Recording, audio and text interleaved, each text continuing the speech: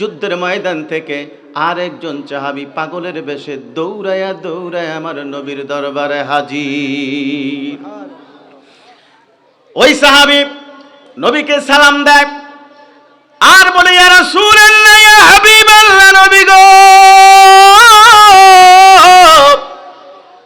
আমি কোরআনের পক্ষ হয়ে, দ্বীনের পক্ষ হয়ে, আপনি নবীর পক্ষ হয়ে যুদ্ধ করতেছিলাম। যুদ্ধ করতে করতে হঠাৎ একটি কাফেরদের নিক্ষিপ্ত তীর আমার চক্ষুর মধ্যে এসে ভেদ করে। এই তীরের আঘাত খেয়ে আমার চক্ষুটা গর্ত থেকে বের হয়ে ঝুলতে শুরু করে দেয়। এই ঝুলন্ত চক্ষু নিয়ে আমার যুদ্ধ করতে অসুবিধায় হয় বিদায় আমার নিজের চক্ষু নিজে টান মেরে ছিঁড়ে ফেলেছি।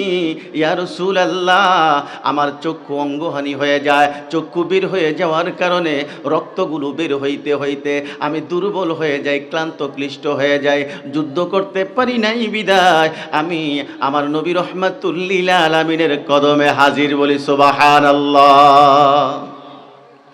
আল্লাহর হাবিব রাহমাতুল লিল আলামিন সাহাবীকে প্রশ্ন করেন, এ সাহাবী, এই বিনিময়ে তুমি কি জান্নাত চাও নাকি তোমার চক্ষু চাও? আমাদেরকে প্রশ্ন করলে আমরা কি চাইতাম? জোরে বলেন, কি চাইতাম? জান্নাত চাইতাম। চক্ষু দিয়ে কি করতাম? কারণ কানা হইছি তো আন্দি গুন্দি জান্নাত যায়া হইয়া থাও ভালা, কি কোন ঠিক কি না? আচ্ছা, চক্ষু দুইটা ভালা, জান্নাত পাইলাম না, লাভ আছে? সাহাবী বললেন, ইয়া রাসূলুল্লাহ, ইয়া হাবিবাল্লাহ, নবী গো, আমি জান্নাত চাই না, আমি চাই আমার চক্ষুটা। নবী আমার বলে, ও সাহাবী, এই সাহাবীর নাম হচ্ছেন হযরতে কাতাদা রাদিয়াল্লাহু তাআলা আনহু। কাতাদা রে, দুনিয়ার সব মানুষগুলি হইল জান্নাতের পাগল, তুমি বুঝি হইলা চক্ষুর পাগল। আল্লাহু আকবার। আল্লাহর হাবিব রাহমাতুল লিল আলামিন বলেন, এ কাতাদা, চক্ষুটা তোমার কাছে আছে কিনা? বললেন, জি হুজুর আছে। দাও, তোমার চক্ষুটা দাও।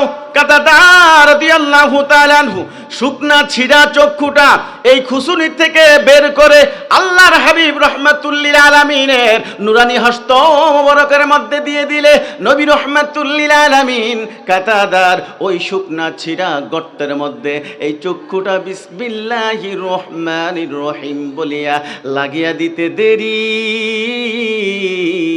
ওই কাতাদার চক্ষুটা ভালো হইতে দেরি হয় না। আল্লাহু আকবার বলেন। রহমতে আলম নবী নূরে মুজাসসাম সাহাবীরা আতর বানায় ওই নবীজির ঘাম। বলেন, রহমতে আলম নবী নূরে মুজাসসাম সাহাবীরা আতর বানায় ওই নবীজির ঘাম। সাহাবীরা আতর বানায় ওই নবীজির ঘাম। তোমরা শুনো মানো জানো কেমন আমার নবীজি, যাহার পাগল চন্দ্র সূর্য তারকারাজি। বলেন, তোমরা শুনো মানো জানো কেমন আমার নবীজি, যাহার পাগল চন্দ্র সূর্য তারকারাজি। তোমরা আর শুনবানি আমার নবীর কাহিনী, তোমরা আর শুনবানি সুন্দর কাহিনী। জান্নাতের ওই রুমে রুমে লেখা নবীর নাম, জান্নাতের ওই রুমে রুমে লেখা নবীর নাম। রহমতে আলম নবী নূরে মুজাসসাম সাহাবীরা আতর বানায় ওই নবীজির ঘাম। বাবা, খারাপ লাগে? সবাই জবান খুলে বলেন না, সাহাবীরা আতর বানায় ওই নবীজির ঘাম। উস্তনে হান্নানা একটি খেজুর গাছের নাম, যাকে ধরে খুতবা দিতেন রাসূলে আকরাম। উস্তনে হান্নানা একটি খেজুর গাছের নাম, যাকে ধরে খুতবা দিতেন রাসূলে আকরাম।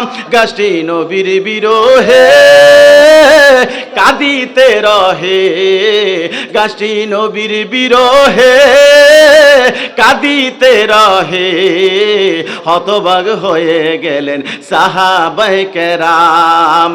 রহমতে আলম নবী নূরে মুজাসসাম, সাহাবীরা আতর বানায় ওই নবীজির ঘাম, সাহাবীরা আতর বানায় ওই নবীজির ঘাম।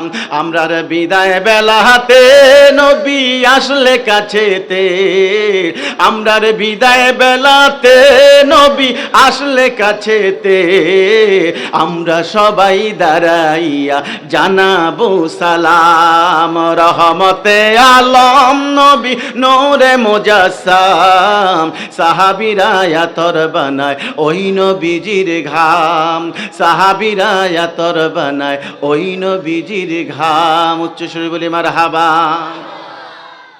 আল্লাহর হাবিব রাহমাতুল্লিল আলামিন শুকনা ছিঁড়া চক্ষুটা লাগাইয়া দিতে দেরি, ভালো হইতে দেরি হয় না। আবু কাতাদার চক্ষু এখন ভালো হয়ে গেলেন, তিনি আর দাঁড়িয়ে থাকেন না, দৌড়াচ্ছেন দৌড়াচ্ছেন, যুদ্ধের ময়দানের দিকে দৌড়াচ্ছেন, যুদ্ধের ময়দানের দিকে যাচ্ছে। প্রতিমধ্যে সাহাবীদের সঙ্গে সাক্ষাৎ। কিরে ভাই আবু কাতাদা, তুমি কেন দৌড়াচ্ছ? বলে, ভাই রে, আমার শুকনা ছিঁড়া চক্ষুটা আমার নবী রাহমাতুল্লিল আলামিনের নুরানি হস্ত মোবারক দিয়ে লাগাইয়া দিতে দেরি, আমার চক্ষুটা ভালো হইতে দেরি হয় না। আমার চক্ষু এখন ভালো, আমি কেন দাঁড়িয়ে থাকবো? আমি চলে যাচ্ছি যুদ্ধের ময়দানে কোরআন প্রতিষ্ঠা করার জন্য, দ্বীন প্রতিষ্ঠা করার জন্য। বলি সুবহানাল্লাহ। এই সময় জিবরাইলকে পাঠিয়ে দেয় আমার আল্লাহ, এরা জিবরাইল,